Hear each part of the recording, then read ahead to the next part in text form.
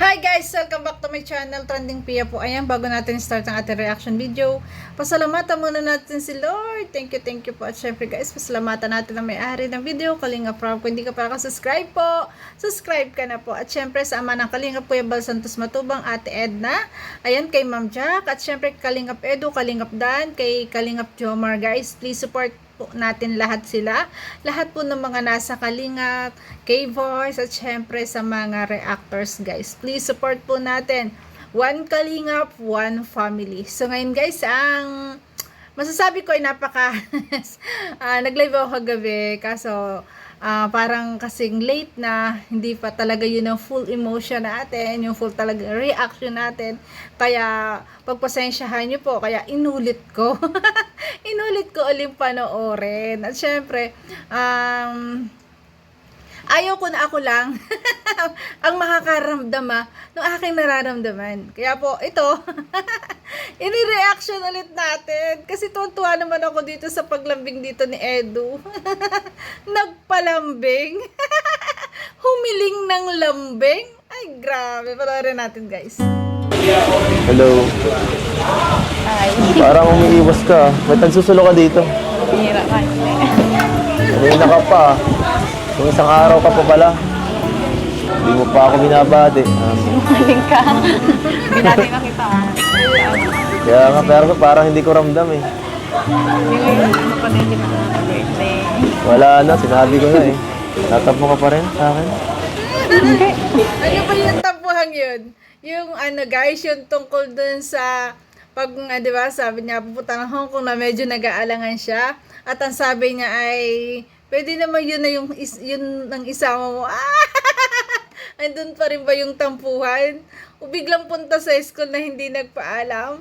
Pero ano guys, ang sweet pa nga nila dun eh. Hinatid pa, talaga napaka-gentleman na Edo. Hinatid pa sa school, sa room. Sinabihan pa yung teacher, talagang nagpaliwanag. Tapos, hinahatid pa rin sa Milo. Kala ko nga, maghahatidan. Parang ayaw maghiwalay, guys. So, ito napaka, naman, ito yung moment na to na talagang kikiligin ka. Grabe. Mukhang oo. Hindi daw. Pansin ko. Oo nga. Pansin ko kasi parang parang ang cold mo ngayon. Lamig na nga ng panahon. Cold. Sana all cold. Ayayari. Bakit ba cold? Dahil dun sa yun na yun. Di ba? Ganyan ka ba?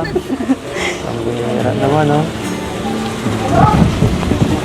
Bakit? May problema ba? Wala. Saka sa mga post mo sa FB, kung ano-ano, nakakaano. Sabi ko sa joke lang yung mga post ko. Ay, walang joke. Ay, sa mga post. Ano kasi, hindi ko maiwasan, maisip yung mga maiiwan ko sa school. Activities, yung Hindi gano'n. pa pwedeng dalahin. Ayan. Hindi mawala naman talaga yung pag-iisip na kahit na pumayag yung principal, mag-iisip ka din ng mga i-makeup class mo, i-makeup mong duty sa oras ng inyong ang tawag doon, OJT, di ba? Hindi mawala yung pag-iisip, pero syempre, ayan, iniisip niya lang yon. Syempre, mas masaya ang makakasama siya sa Hong Kong kasi bukod sa kasama niya ang kanyang hobby, maraming fans ang mapapasaya. Mamimit na mga fans. At syempre, di ba? Isang kasiyahan sa mga fans na talagang makita silang dalawa. Di ba? At saka itong trip na to ay talagang sa EDSI guys, di ba?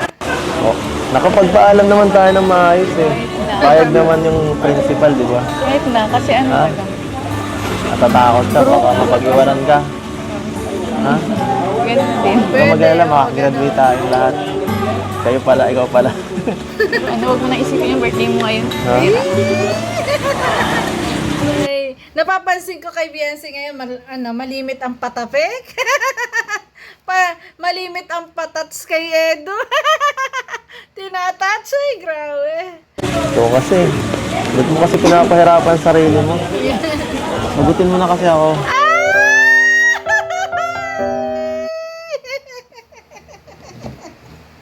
Sa ano?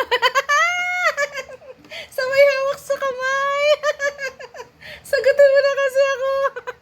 Para hindi ka na mag-iisip ng ganyan? Sa bahay ka nang ikakasal tayo, ako na yung magtatrabaho, di ba? Mamahalin mo lang ako, mag-aalaga ka lang ng mga anak. Ay, grabe. Ang sarap isipin na ganun nga, no? Grabe.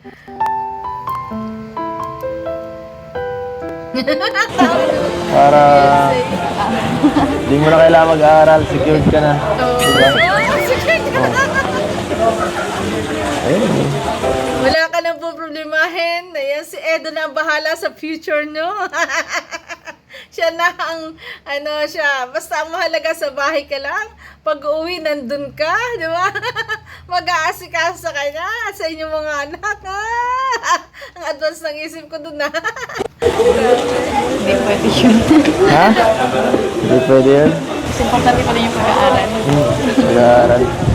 Saka ano, kung sakali mo na ano, maging tayo, hindi mo na kumaasa sa'yo. Pwede ba yun? Hindi pwede, no? Gusto ko, ano ka lang, taong bahay ka lang.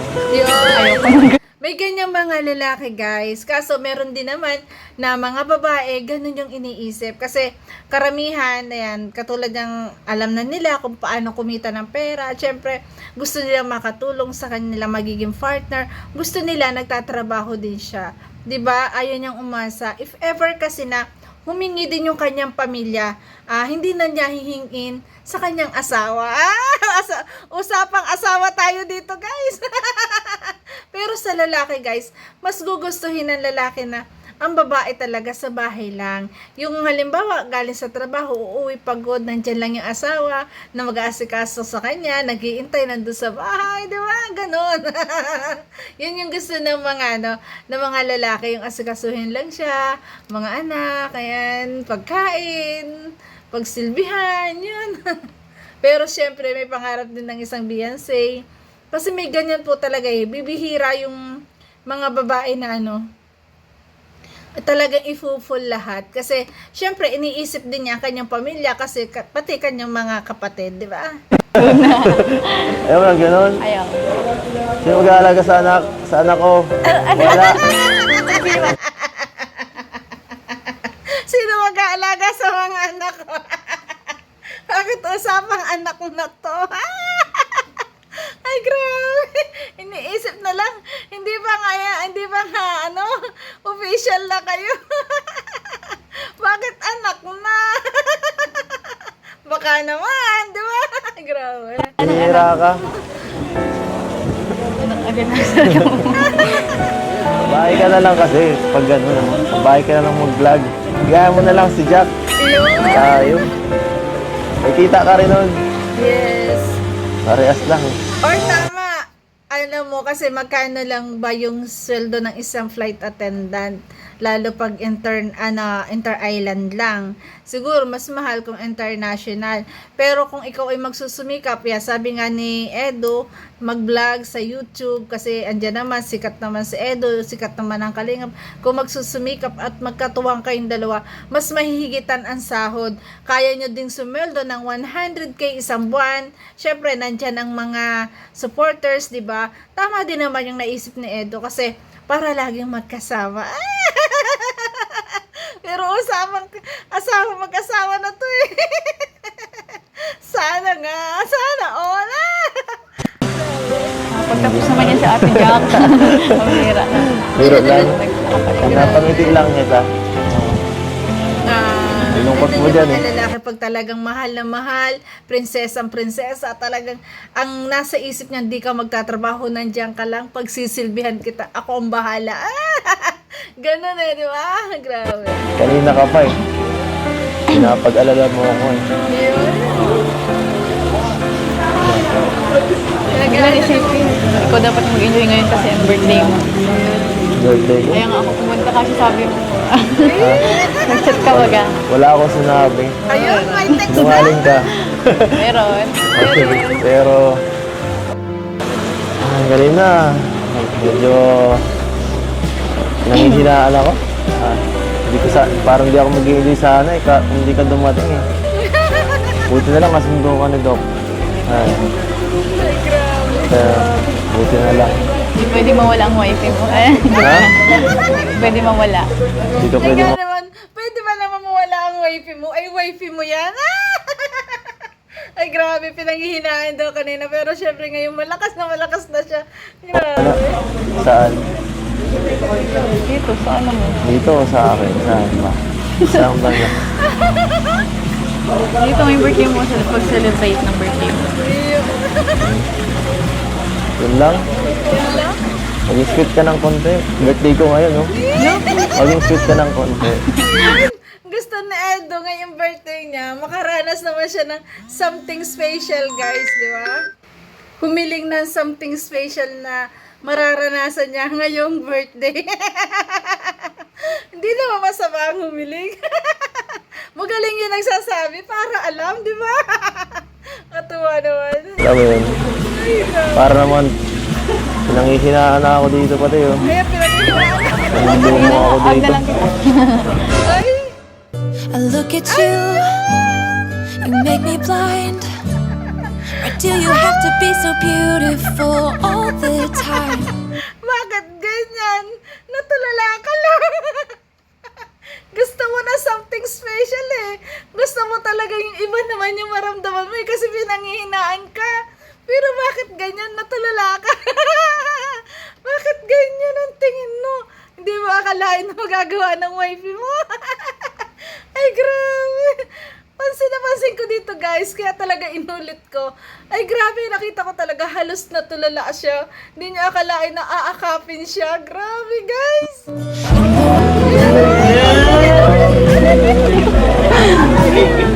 Ano?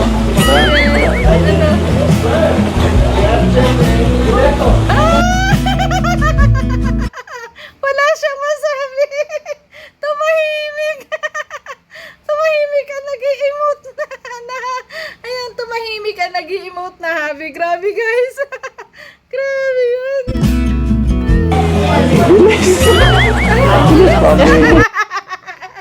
Walang nasabi kundi ang bilis. Naramdaman lang niya ang bilis. Gusto niya mas matagal. Ang kulit din na ito, guys.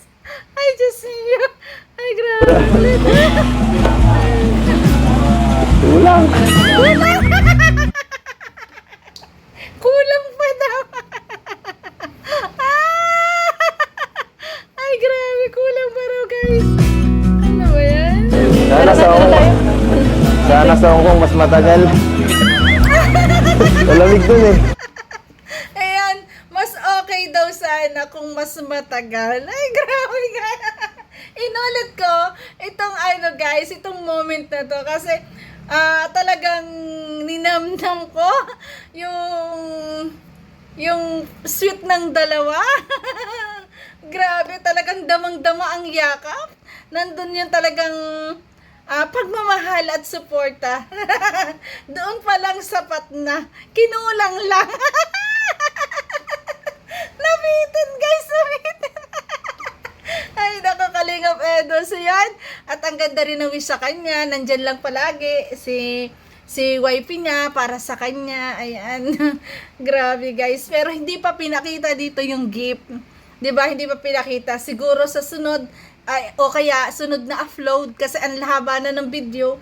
Sa sunod na upload baka doon ipakita po ang gift ni Beyonce. So yun, guys, ay grabe ang kilig dun, guys. Natuwa ako dun kay Edo na bigla na lang napatingin siya. Natulala. Natulala bigla. Tapos, ayun, niyakap ng kanyang wifey. Guys, ang sweet. Natuwa ako, sabi niya, bakit ang bilis? Kulang. Ayan, sa Hong Kong daw uli, Edo. Kasi malamig doon. Ay, grabe, guys.